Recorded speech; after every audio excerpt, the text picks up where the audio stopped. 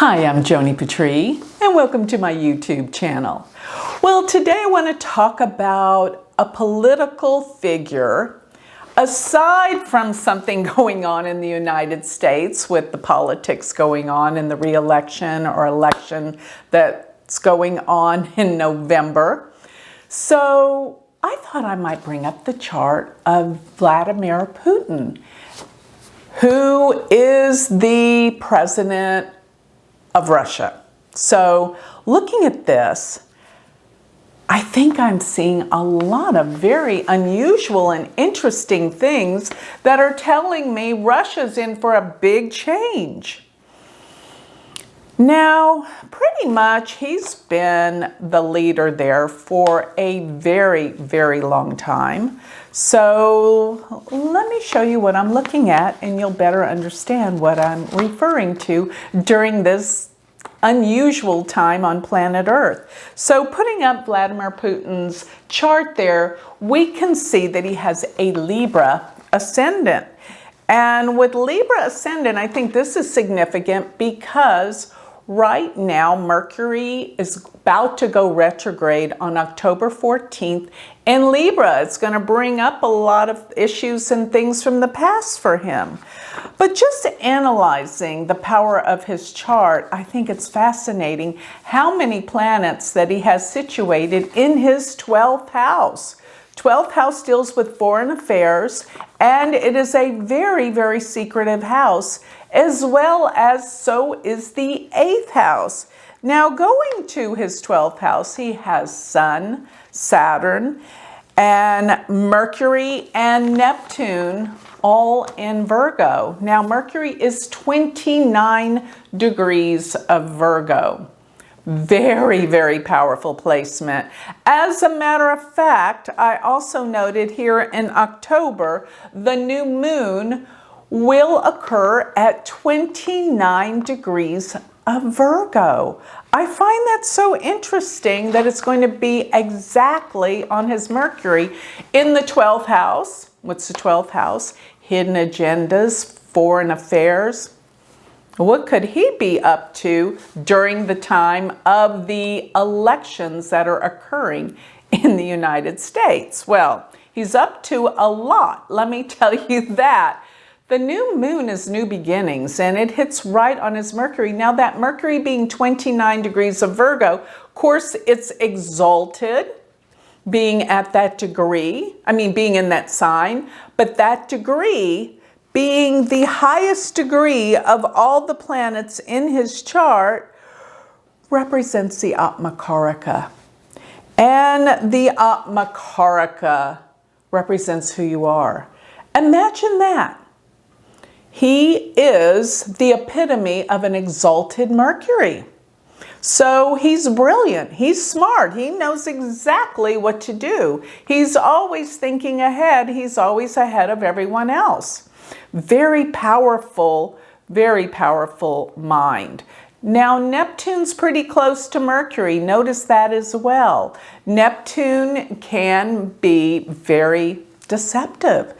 And it can be very creative all at the same time, but in the 12th house, he hides a lot. There's a lot of secrets I can see from the looks of this chart, but also notice he has Saturn conjunct the Sun. Saturn conjunct the Sun, you will always be trying as hard as you can to make things work. But, you know, there are some struggles with that. Probably he had some issues with his dad. I'm not quite sure about the background of all of that, but I know that Saturn sons struggle with self-esteem based on some kind of issue they had with the father. Now, going to where his moon is, this is another important variable that I think tells a lot. His moon is in Taurus. Yes. It's exalted in Taurus in the 8th house.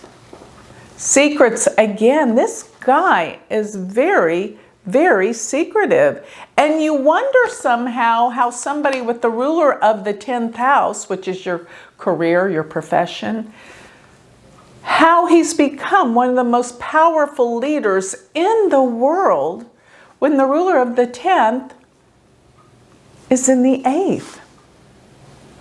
Now, the 8th house can deal with some really dark energy. And I think it's also because he has the support of people surrounding him. The 8th house is also financial support that comes through others as well. It can be investors, but it is an extraordinarily powerful house. But it can deal with some very, very dark energies. The fact that he has the sun in the 12th, but the moon in the 8th, I mean, this could actually be someone that's seeking enlightenment or spirituality, but when you take it down the road of the negative connotations, this is somebody who is extremely private and secretive and hides a lot, especially even from himself with Mercury conjunct Neptune. Yeah, this is a very, very interesting personality that's very hidden in so many, many ways. I notice also that Rahu being in Capricorn actually aspects the moon. I look at the trinal aspects. So it's in a sense kind of like Rahu's with the moon. So he can be obsessive and compulsive about thoughts and ideas and take it to the extreme.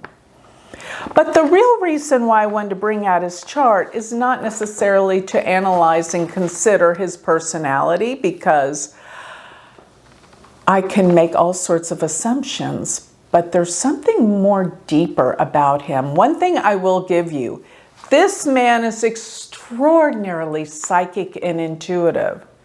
I mean, he knows things. He doesn't know how he knows, but he does. He's got a gift when it comes to intuition and really psychic ability. And I bet he is very interested in the occult, which simply means things that are hidden. And he probably uses some tools or techniques. Yeah, probably does. Even, working with psychics. I remember reading books years ago, which were psychic discoveries behind the Iron Curtain, because this is no foreign thing. They don't take this lightly. They use the powers of metaphysical occult. And I have no doubt that he uses them and he's gifted with them. So this may even be how he remains in control. But I wanted to look at the transiting planets coming up here for October through the end of the year, because his chart is going to be hard hit. And that is the transit of Mars. Wow. Mars is retrograde back into Pisces. And by the time that it retrogrades and it comes to a stop before it turns direct, which will be November 14th, it will be almost exactly opposed to his sun. His sun sits at 20 degrees of Virgo. Mars will station November 14th to turn direct at 21 degrees of Pisces. This is intense. Now Mars is going to be in the 6th house. 6th house does deal with enemies, and the 12th house is known to be dealing with secret enemies. But they say when Mars is in the 6th, all by itself, usually you can outwit and outdo your enemies, because it's a malefic in an Upachaya house, meaning you can win over enemies. But it is exactly aspecting the sun. While it's stationing, that sun is ruler of the 11th house. In the 12th house, those people that he may think are his friends may not be. He has to be careful. This is a dangerous and treacherous time for all leaders, but it really does hit home in Vladimir Putin's chart. So I thought that that was really, really interesting. And another thing that I found interesting in the chart that I pulled up for Russia, I don't want to go through all of the odds and ends with that chart, but I did notice that in that chart, natal Mars is at 14 degrees of Pisces.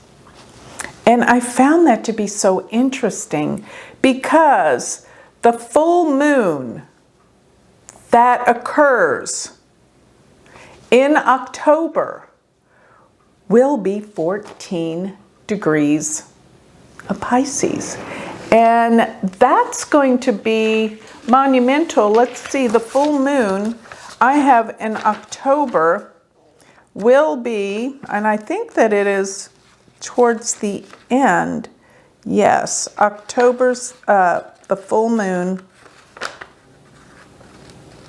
will be, well, the new moon is going to be on October 16th. And yes, the new moon is, I believe it's October 1st. Okay, here we go. October 1st is the full moon at 14 degrees of Pisces, and it is going to be exactly on natal Mars in the chart for Russia. Now that opposes where Putin's Mercury sits at 29 degrees of Virgo, where we have the new moon. And this is going to be a huge month for Russia and for Putin, based on the cycle of Mars retrograde, based on the Mercury retrograde.